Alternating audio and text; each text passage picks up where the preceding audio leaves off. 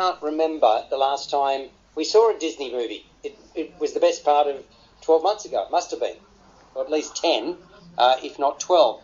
Raya and the Last Dragon. There was quite a big event at the Rivoli last weekend to kick it off, and there were lots of youngsters in the audience because this is a children's movie. It's actually rated PG and runs for 104 minutes. Trust is in short supply, and that's because 500 years ago, sinister monsters known as the Droon, D-R-W-U-U-N, turned to stone most of the people and the dragons who until that point had lived in harmony. There's an interesting concept. Mankind living with dragons, in harmonious accord, as they say.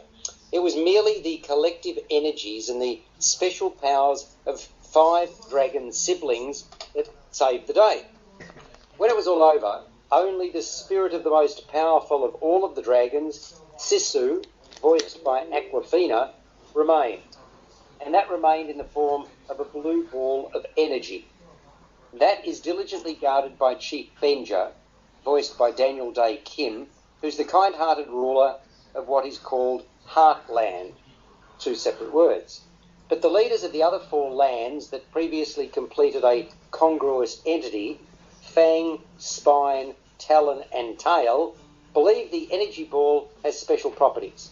They maintain Heartland enjoys the spoils they do not. Chief Benja wants to bring the warring lands together and so calls a peace summit. But the other lands are suspicious. The chief extends the olive branch. His feisty and curious daughter Raya, Kelly Marie Tran, follows his lead.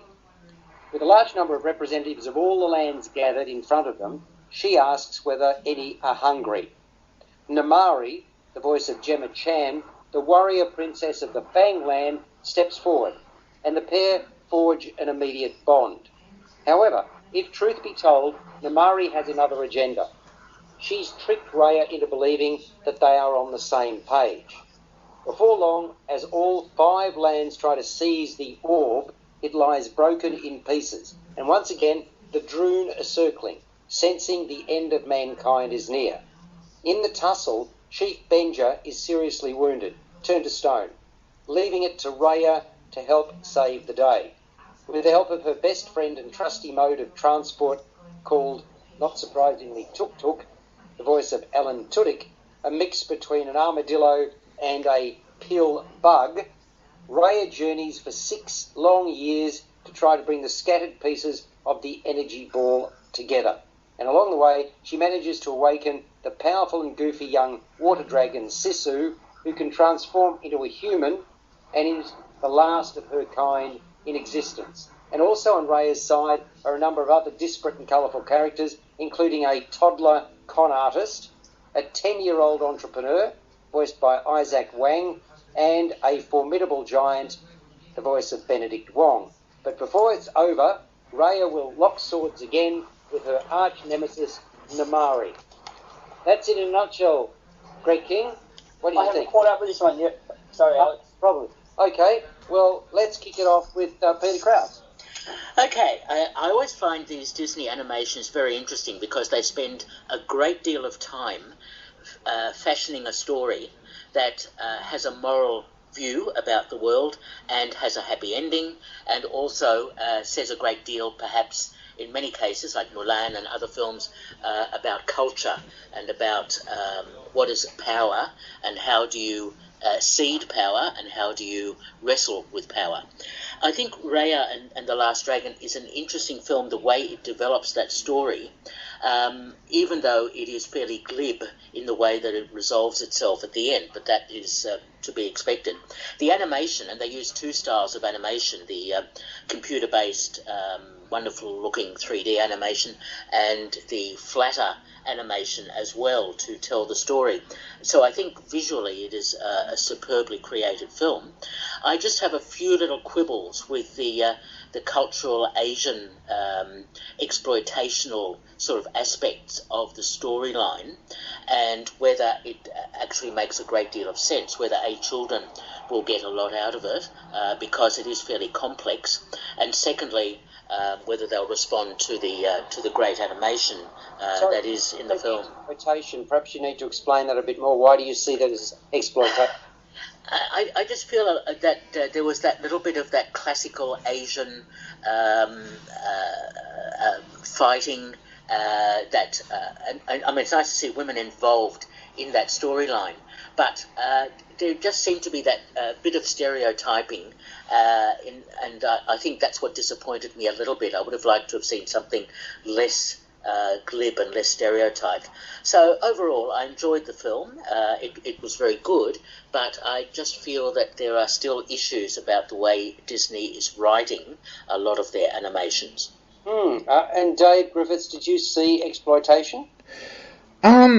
Not to the extent that Peter did. I was actually quite pleased that for once Disney realised that Asian culture is not just Japanese and Chinese culture. They took a lot of cultural ideas this time from Myanmar, Laos and Thailand. The only bit that I kind of had a little bit of a problem with is knowing Thai culture. Dragons are considered a very regal creature. They're almost worshipped. So I wondered why Disney decided to go with the idea that the dragon was the comic relief at times in this film, and why the dragon was not considered a hero as much as what some of the human characters were. And I did have a little bit of an issue with that. I thought that might be something that some of the Asian countries do pick up on and think, well, that's not how we view dragons here. But I did like the fact that, Disney went a little bit wider with their Asian culture this time, and also they've learnt how to make an animation where they don't need to jump into song and dance every 20 minutes to make the film work as well. Yeah, I tend to see where you're coming from with regards to dragons, because it's kind of the humour is what they exploited more than anything else with regards to the dragon. I thought the movie Raya and the Last Dragon was pleasant, if largely predictable fare. It follows a proven formula, clearly aimed at children, and like so many movies before it, Raya has to travel through a number of lands and deal with various obstacles before the final act. So the movie's all about the challenges, and I'm afraid I was counting them down. I would have liked more surprises. Raya is handed the mantle much like Simba was by his father Mufasa in The Lion King. And the movie features heroic and defiant characters, as well as those that are devious. The evil Droon, for example, they're presented as these sort of rolling, large dust storms with a pink, I think it's a pinkish centre, isn't it? So laughs are an important ingredient along with the quirky. The Armadillo spin-off and Toddler and a Monkey Mates, they do the trick, not to forget a number of choice lines from the well-meaning light blue dragon. But again, does that belittle the value of the dragon? That's up to the opinion of those that go along and see the movie. I'm afraid the humour doesn't translate to adults, though, as well as the best-of-breed Disney films do. For example, it all started back with Aladdin, the original, back in 1992, which was really, really funny and clever and had something for adults. And that's where the art of the double entendre can separate the finest from the average. I mean, it's still colourful, it's adventurous, and it does deliver, Peter, as you said, a few life lessons, such that many of the Disney movies do. I think youngsters will appreciate it, don't you, Dave? Oh, definitely, and I think a few adults will as well. It does follow Joseph Campbell's The Hero's Journey to a T, but then a lot of movies have, especially films like Star Wars over the years. I thought the animation was what really saved this film. I thought the animation was absolutely amazing, and to the point where the artists have actually created some of the characters in the film to look like the actors and actresses that are voicing them, which I thought made it even more realistic to me, in a sense. When Benja first walks out and you realise that's Daniel Day-Kim, absolutely fantastic work by the artists, and also some of the scenery shots as well. Just, it looks like Southeast Asia. That has worked really well. Peter, I'm intrigued. I mean, your experience with dragons may help here, but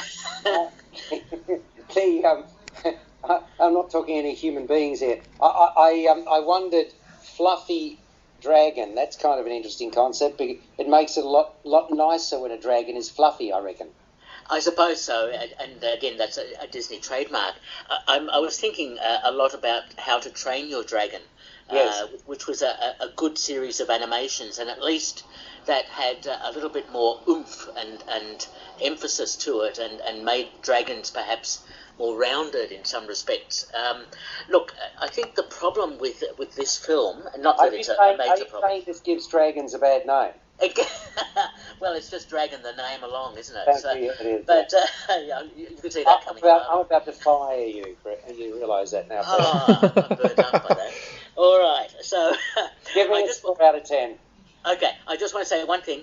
Yep. Why does Disney perpetuate the obligatory cute creature in every one of their films? And this armadillo-type character, which really didn't make a great deal of sense to me at all, was just annoying rather than interesting. Along. It's all about the toys, Peter. They need to sell the toys. Yeah. The commercial aspect of Disney. All right, so... But seriously, I don't think that's a problem, and that's what Disney's known for, how to make anything cute. What's wrong with that? I'm waiting for the toy figures for Nomadland. All right. So we talk about... Disintegrated. This conversation is disintegrated. Go for it. It has. It's burnt up. Raya and the Last Dragon. Beautiful animation. Storyline. It has some issues attached to it. I still gave it 7 out of 10. And so did I, Dave. I thought it was worth a 7 out of 10. And you? Yeah, I was the same. 7 out of 10 for me. Beautiful animation. Could have done a little bit more work with the story. And it's interesting because, that they're good scores, folks. But I suppose they're not necessarily great scores for an animation, right? So, I mean, it's almost like